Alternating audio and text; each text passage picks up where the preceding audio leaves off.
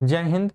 नमस्कार। मैं अमन कुमार पांडे आप लोगों को ब्राइट पब्लिकेशन के यूट्यूब चैनल पर बहुत बहुत स्वागत करता हूं और आशा करता हूं कि आप लोग इस चैनल को सब्सक्राइब कर चुके होंगे। यदि आप में से कोई भी अभी तक इस चैनल को सब्सक्राइब नहीं किए हैं तो चैनल को सब्सक्राइब कर लें और बेल आइकन भी प्रेस कर लें। चलिए आज हम लोग आते हैं क्लास 6 के प्रश्नावली 3.1 प्रश्नावली 3.1 की जितने भी क्वेश्चन हैं इस वीडियो में हम लोग बहुत अच्छे से समझेंगे और उसको सॉल्व करेंगे। तो आप लोग अच्छे से समझिएगा और ध्यान दीजिएगा और हर एक क्वेश्चन पर ध्यान से समझ दीजिएगा। तो आइए क्वेश्चन नंबर 1 पर आते हैं। जैसे क्वेश्चन नंबर 1 है कि 15 का सभी गुणनखंड लिखे। 15 का सभी गुणनखंड लिखना है। देखिए गुणनखंड कैसे निकाला जाता है ये हम समझा देते हैं और ये जब आप लोग को समझ में आ जाएगा तो आप लोग अपने से भी निकाल सकते हैं, ठीक है ना। तो आइए देखिए इसको जैसे बोल रहा है कि 15 का गुणनखंड, तो 15 का सभी गुणनखंड लिखे। तो देखिए 15 का HCF निकालने आता है आप लोग को, महत्तम। तो सेम टू सेम उसी तरह से कीजिए, ठीक है। और उसके बाद हम दूसरा भी तरीका बताएंगे आप लोगों को। देखिए ये किससे कटेगा, तो ये पहले तो 2 से नहीं जाएगा 3 से, तो 3 पाँचे 15।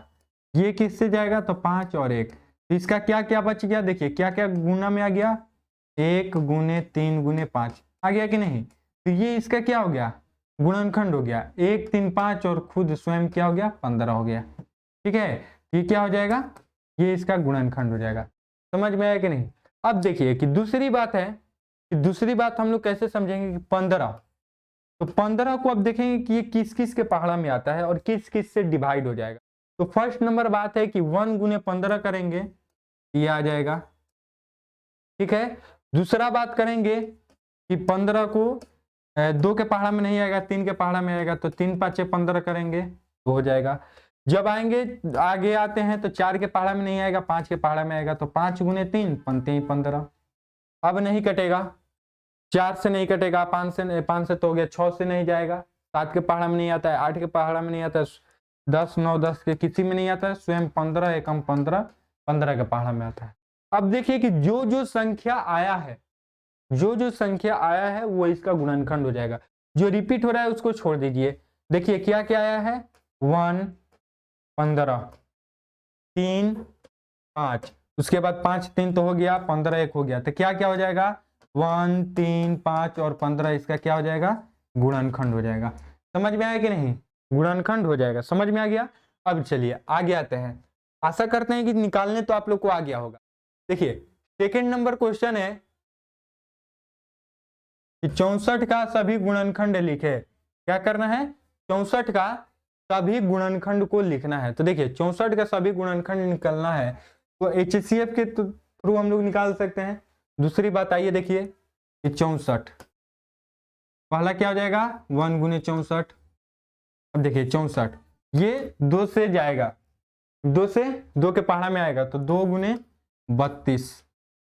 फिर देखिए 3 से जाएगा तो नहीं जाएगा, 4 से तो 16 चौके 64, 4 से जाएगा तो 64, 4 गुने 16, ठीक है। अब देखिए 5 से नहीं जाएगा, 6 से भी नहीं जाएगा, 6 से भी नहीं जाएगा, 7 8 से जाएगा तो 64, 8 अठाई 64, 8 गुने 8, ठीक है। 8 के पहाड़ा में है, 9 के पहाड़ा में नहीं है, 10 के पहाड़ा में नहीं है, 11 के पहाड़ा में नहीं है, 12 के पहाड़ा में नहीं है, 13 के पहाड़ा में नहीं है, 16 के पहाड़ा में, 14 15 के पहाड़ा में नहीं है, 16 के पहाड़ा में है, तो ये तो रिपीट हो जाएगा, ठीक है। तो यानी ये हो जाएगा कितना 16 गुने 4, 16 चौके 64। अब नहीं है, अब किसी अब 32 के पहाड़ा में है तो क्या हो जाएगा 32 गुने 2, ठीक है। उसके बाद स्वयं यानी 64 गुने 1। अब देखिए कि जो जो है उसको लिख दीजिए। तो क्या क्या आया है 1 64 2 32 4 16 8, ठीक है ना। अब इतना आया है, अब इसको क्या कीजिए एक क्रम में सजा दीजिए। तो 1 2 3 4, 3 नहीं है, 1 2 4, उसके बाद 8, उसके बाद 16, उसके बाद 32, उसके बाद 64, ये इसका क्या हो जाएगा गुणनखंड हो जाएगा। समझ में आया कि नहीं, समझ में आ गया, समझ में आया 1 2 4 8 16 32 64, समझ में आ गया। चलिए इसके बाद ये थोड़ा आप लोग को हार्ड यदि लग रहा है तो आप लोग HCF निकालिए 64 का, ठीक है। 64 का ऐसे HCF निकाल लीजिएगा 2 से तो 32 हो जाएगा। 2 16 हो जाएगा, 2 8 हो जाएगा, 2 4 हो जाएगा, नहीं, हाँ नहीं ये नहीं कीजिए, ऐसे कीजिएगा तो आप लोग के लिए हार्ड हो जाएगा, उसी तरह से निकाल लीजिए, ठीक है ना। चलिए आगे बढ़ते हैं 3 नंबर क्वेश्चन पे।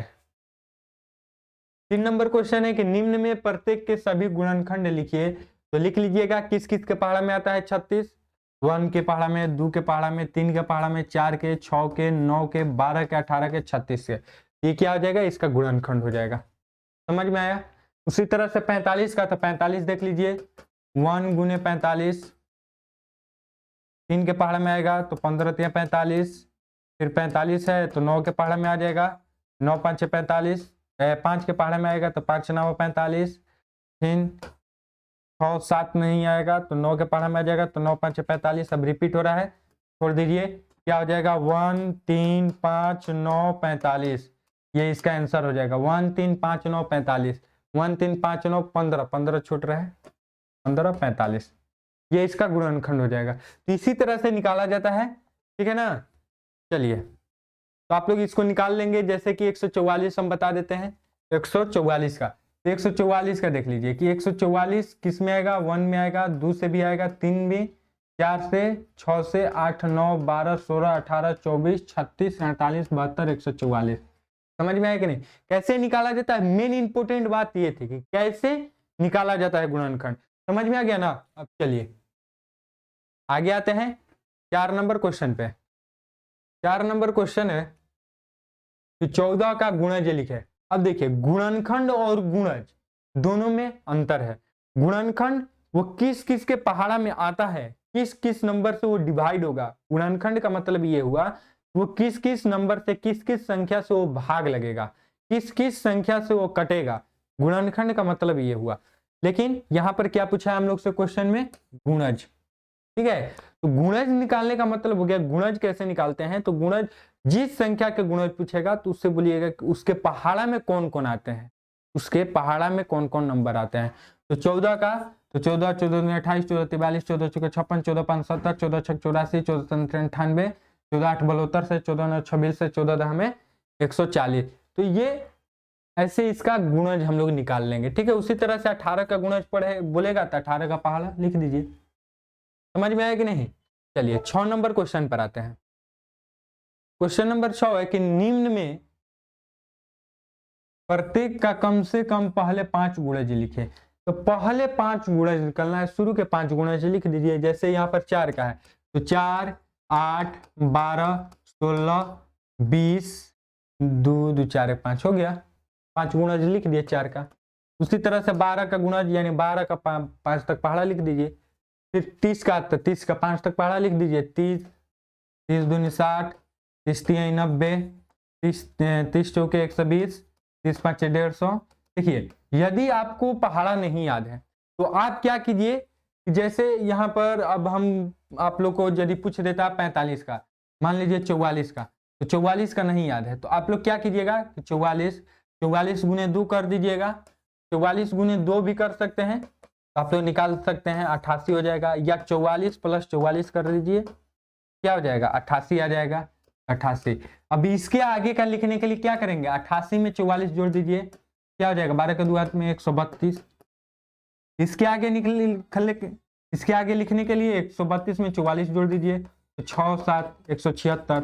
उसी तरह से इसके आगे लिखने के लिए 176 में 44 जोड़ दीजिए। समझ में आया कि नहीं। चलिए 50 का तो आप लोग लिख लेंगे। चलिए आगे बढ़ते हैं 7 नंबर क्वेश्चन पे। 7 नंबर क्वेश्चन है कि सबसे छोटी अभाज्य संख्या में बताएं। तो सबसे छोटी अभाज्य संख्या बताना है। देखिए पहले नंबर बात हम लोग को समझना पड़ेगा कि अभाज्य संख्या किसे कहते हैं, अभाज्य संख्या किसे कहते हैं। तो देखिए अभाज्य संख्या ऐसी संख्या होती है कि जो खुद से और एक से डिवाइड हो, ऐसी संख्या जो खुद से और एक से, स्वयं से और एक से कटे, और वो किसी भी नंबर से नहीं कटे। जैसे कि मान लीजिए 2 को जब भाग दीजिएगा ना तो ये 1 से कटेगा और 2 से कटेगा, और इसके अलावा वो किसी भी नंबर से नहीं कटेगा। 3 को भी भाग दीजिएगा तो 1 से कटेगा, 3 से कटेगा। लेकिन 4 यदि लिखिएगा ना तो 4 4 से कटेगा, 1 से भी कटेगा और 2 से भी कटेगा, तो इसलिए 4 क्या है, अभाज्य संख्या नहीं है। 5 5 अभाज्य संख्या है। 6 6 अभाज्य संख्या नहीं है, क्योंकि 6 1 से भी कटेगा, स्वयं से भी कटेगा, 2 से भी कटेगा, 3 से भी कटेगा, तो ये क्या है, ये अभाज्य संख्या नहीं है। 7 7 अभाज्य संख्या है। 8 नहीं है, 9 9 भी नहीं है, 10 भी नहीं है, 11 है, 12 नहीं है, 13 है, 14 15 नहीं है, 16 17 है, 19 है। तो ऐसे ही ये अभाज्य संख्या है, ठीक है ना। इसी तरह की संख्या को अभाज्य संख्या होती है कि जो स्वयं से और 1 से कटे। समझ में है कि नहीं। अब पूछ रहा है कि सबसे छोटी अभाज्य संख्या क्या है, तो इसमें सबसे छोटा क्या है, 2। सबसे छोटी अभाज्य संख्या क्या है, 2 है। समझ में आया कि नहीं। चलिए उसके बाद आगे बढ़ते हैं 8 नंबर क्वेश्चन पे। 8 नंबर क्वेश्चन है कि सम अभाज्य संख्याएं बताए। तो सम अभाज्य संख्या कौन है, तो सिर्फ एक ही है, वो है 2। इसका आंसर क्या हो जाएगा, 2 हो जाएगा। सम का मतलब क्या है कि जो 2 से पूर्णतः कट जाए, 2 से पूर्णतः बराबर कट जाए, पूर्ण तरीके से बराबर में भाग लग जाए। चलिए उसके बाद आते हैं 9 नंबर क्वेश्चन पे कि 3 अभाज्य युग्म का उदाहरण दे। 3 अभाज्य युग्म का उदाहरण देना है। देखिए अभाज्य युग्म का मतलब है कि जो अभाज्य में हो जाए, अभाज्य युग्म। देखिए कि यहाँ पर दिया गया है 3 5 5 7 और 7 9, ठीक है। चलिए नेक्स्ट आते हैं 10 नंबर क्वेश्चन पे। 10 नंबर क्वेश्चन है कि निम्न में कौन सी अभाज्य संख्या है, निम्न में कौन सी अभाज्य संख्या है। तो देखिए 23 23 किसी भी संख्या से कटेगा, 23 को कटाइएगा तो 23 किसी भी संख्या से नहीं कटेगा, तो 23 क्या है, अभाज्य संख्या। 28 को तो ये 2 से भी कटेगा, 4 से भी कटेगा, 7 से भी कटेगा, तो ये क्या है, अभाज्य संख्या नहीं है। 42 भी अभाज्य संख्या नहीं है, क्योंकि ये 2 से, 21 से, 3 से, 9 अभाज्य संख्या नहीं है, ये 3 से भी कटेगा। 31 31 अभाज्य संख्या है। तो इसमें कौन कौन अभाज्य संख्या है, 23 और 31, ये क्या है, ये दोनों अभाज्य संख्या है। क्यों, क्योंकि अभाज्य संख्या का नियम कहता है, अभाज्य संख्या का परिभाषा कहता है कि वैसी संख्या जो 1 से और स्वयं से विभाजित तो उसे हम लोग अभाज्य संख्या कहते हैं। इसलिए 23 और 31 अभाज्य संख्या है। समझ में आ गया। चलिए अब आते हैं 11 नंबर क्वेश्चन पे। 11 नंबर क्वेश्चन है कि सबसे छोटी भाज्य संख्या बताएं। सबसे छोटी भाज्य संख्या बताएं। तो सबसे छोटी भाज्य संख्या क्या है, 4 है। क्लियर है। चलिए आगे बढ़ते हैं 12 नंबर क्वेश्चन पे। 12 नंबर क्वेश्चन है कि 100 से कम 5 क्रमागत भाज्य संख्याएं लिखें जिनके बीच कोई अभाज्य संख्या नहीं है, जिनके बीच में कोई अभाज्य संख्या नहीं है। तो देखिए यहाँ पर 100 से कम 5 क्रमागत भाज्य संख्या है, जैसे यहाँ पर क्या है 92 93 94 95 96, इनके बीच में कोई भी अभाज्य संख्या नहीं है। आप लोग को लगता होगा कि 93 अभाज्य संख्या है, तो नहीं, अभाज्य संख्या नहीं है, क्योंकि ये 3 से कट जाएगा, 3 3 का 9 और 3 एकम 3, 31 3 93 हो जाएगा, ठीक है ना, ये कट जाएगा। इसलिए ये कोई भी भाज्य संख्या नहीं है। और ये क्या है, पांचों क्या है, एक भाज्य संख्या और पांचों के बीच में कोई भी अभाज्य संख्या नहीं है, ठीक है। चलिए आगे बढ़ते हैं। चलिए नेक्स्ट क्वेश्चन है 13 नंबर। 13 नंबर क्वेश्चन है कि किसी संख्या की इकाई स्थान पर 5 है। किसी भी संख्या की इकाई स्थान पर 5 है, तो ऐसी संख्या कौन कौन हो सकती है, तो 15 हो जाएगा, 25 हो जाएगा, 5 हो जाएगा, 35 हो जाएगा, 45 हो जाएगा, 55 हो जाएगा। समझ में है कि नहीं। इकाई स्थान पर, जिनके इकाई स्थान पर क्या होना चाहिए, 5 होना चाहिए, ठीक है। समझ में आ गया। अब देखिए कि यदि वह संख्या 150 और 200 के बीच हो तो वह भाज्य होगी अथवा अभाज्य। तो देखिए पहले हम 150 से 200 के बीच में वो संख्या लिखते हैं कि जो जिनके इकाई स्थान पर 5 आना चाहिए, ठीक है। तो क्या हो जाएगा, तो 150 से प्लस यानी 155, 165 और क्या हो जाएगा 175, 185, 195, ये संख्या हो जाएंगे जिनके स्थान पर, इकाई स्थान पर क्या है, 5 है। तो अब देखिए किसी भी संख्या की इकाई स्थान पर 5 है, यदि वह संख्या 150 और 200 के बीच की हो तो वह भाज्य संख्या होगी। ये क्या होंगे, भाज्य संख्या होंगे, ठीक है ना। अभाज्य संख्या कोई नहीं होगा, कोई भी अभाज्य संख्या नहीं होगा। क्यों, क्योंकि इकाई स्थान पर देखो बाबू, कोई भी नंबर हो, इकाई स्थान पर 5 आ गया तो वो अभाज्य संख्या नहीं हो सकती। जैसे मान लीजिए हमने क्या बोला 15, 15 अभाज्य संख्या है नहीं, क्योंकि ये 3 से कटेगा, 5 से कटेगा, 1 से कटेगा। ठीक है, 25 भी अभाज्य संख्या नहीं है, अभाज्य संख्या नहीं है। 35 भी अभाज्य संख्या नहीं है, 45 भी नहीं है। ठीक है ना, तो इकाई स्थान पर 5 आ जाएगा तो अभाज्य संख्या नहीं है। ठीक है, चलिए 14 नंबर क्वेश्चन पर आते हैं। क्वेश्चन नंबर 14 है कि 10 से बड़ी किसी संख्या के अभाज्य होने के लिए इनके इकाई स्थान पर कौन कौन से अंक हो सकते हैं। 10 से बड़ी किसी संख्या के अभाज्य होने के लिए इसके इकाई स्थान पर कौन कौन से संख्या हो सकते हैं। ठीक है, क्या होने के लिए, अभाज्य होने के लिए 10 से बड़ा। तो देखिए 10 से बड़ा यानी देख लीजिए कौन कौन है अभाज्य संख्या, 11। इनके इकाई स्थान पर क्या होना चाहिए, 1। 13 है, इकाई स्थान पर क्या होना चाहिए, 3। उसके बाद 17 है तो इकाई स्थान पर क्या होना चाहिए, 7। उसके बाद 19 है तो इकाई स्थान पर क्या होना चाहिए, 9। समझ में आया कि नहीं, 1 3 7 9, समझ में आ गया। चलिए आगे बढ़ते हैं 15 नंबर क्वेश्चन पे। क्वेश्चन नंबर 15 बोल रहा है कि क्या कोई ऐसी भी संख्या है जिसका कोई गुणनखंड न हो। क्या कोई ऐसी भी संख्या है जिनका कोई गुणनखंड न हो। तो ऐसी भी कोई भी संख्या नहीं है कि जिनका गुणनखंड नहीं होगा। ठीक है, ऐसी दुनिया में कोई संख्या है ही नहीं कि ऐसा कोई भी संख्या नहीं है जिसका कोई गुणनखंड नहीं होगा।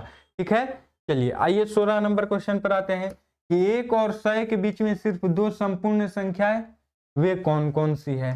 तो 6 और 28। 1 और 100 के बीच में सिर्फ 2 संपूर्ण संख्या है, वो है 6 और 28।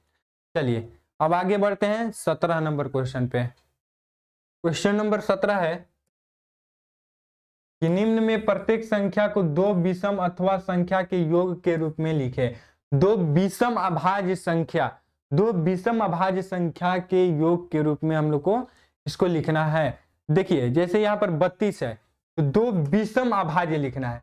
देखिए सम अभाज्य और विषम अभाज्य आप लोग को पता है कि सम अभाज्य सिर्फ एक ही है, 2 है, बाकी सब विषम अभाज्य है। तो 32 को हम लोग अभाज्य संख्या लिख सकते हैं कैसे, तो हम लोग लिख सकते हैं 29 + 3, ये दोनों क्या है, अभाज्य संख्या है, तो इसको ऐसे लिख सकते हैं। 56 को हम लोग लिख सकते हैं 53 + 3। 100 को हम लोग लिख सकते हैं 97 + 3। समझ में आया कि नहीं। 40 को लिख सकते हैं 37 और +3। इसको लिख सकते हैं 77 + 3। समझ में आया कि नहीं। तो ये दोनों विषम संख्या हो गया। क्लियर है। चलिए अभाज्य संख्या तो आप लोग को पूरे अच्छे से अब समझ में आ गया होगा। 18 नंबर क्वेश्चन पर आते हैं। क्वेश्चन नंबर 18 है कि 16 से छोटी सभी अभाज्य और भाज्य संख्याएं अलग अलग लिखिए। 16 से छोटी सभी अभाज्य और भाज्य संख्याएं लिखना है। 16 से छोटी अभाज्य संख्या 2 3 5 7 11 13 हम तो लिख दिए। अब भाज्य संख्या लिखना है 16 से छोटी सभी भाज्य संख्याएं, तो 4 6 8 10 12 14 15 ये क्या है, भाज्य संख्या है। क्लियर है। चलिए अब आते हैं 19 नंबर क्वेश्चन पे। क्या 1729 अभाज्य संख्या है। तो देखिए 1729 अभाज्य संख्या है, ये हम लोग से पूछा है। तो हाँ ये 1729 है, ये अभाज्य संख्या है। ये किसी भी संख्या से विभाजित नहीं होगा, सिर्फ कटेगा तो 1 से कटेगा और खुद से कटेगा, और ये किसी भी नंबर से नहीं कटेगा। ठीक है ना। चलिए अब आते हैं 20 नंबर क्वेश्चन पे। क्वेश्चन नंबर 20 है कि निम्नलिखित में जो सत्य और उसके आगे सही का निशान लगाना है। ठीक है, और जो गलत है उसके आगे गलत का चिन्ह लगाना है। देखिए क्वेश्चन नंबर 1 है कि वह संख्या जिनके केवल एक अपवर्तक होते हैं वह संख्या 1 है, सही है। सबसे छोटी अभाज्य संख्या 2 है, ये भी सही है। सबसे छोटी भाज्य संख्या 6 है, ये गलत है। सबसे छोटी भाज्य संख्या 4 है। 2 अभाज्य विषम संख्याओं का योग सम होगा, जैसे 3 और 5 को जोड़िएगा कितना आ जाएगा, 8 होगा, तो ये सम आ रहा है। 2 विषम अभाज्य बोला है, 5 और 7 को जोड़िएगा तो कितना आ जाएगा, 12 आएगा, तो सम आ रहा है। तो इसका ये कितना, ये कथन क्या है, सत्य है। उसके बाद एक 2 को छोड़कर किसी भी 2 अभाज्य संख्याओं का योगफल सम संख्या होता है, ये भी सही है। केवल 2 अभाज्य संख्या है तो 2 को छोड़ दीजिए, तो बाकी सभी अभाज्य संख्या को जोड़िएगा तो उसका आंसर सम में आएगा। ठीक है, चलिए अब आगे बढ़ते हैं।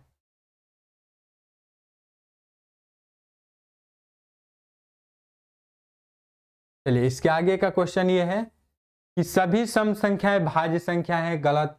सभी सम संख्याएं भाज्य संख्या है, गलत। 2 भी तो एक सम संख्या है, ये भाज्य संख्या नहीं है, इसका क्या है, ये कथन गलत है।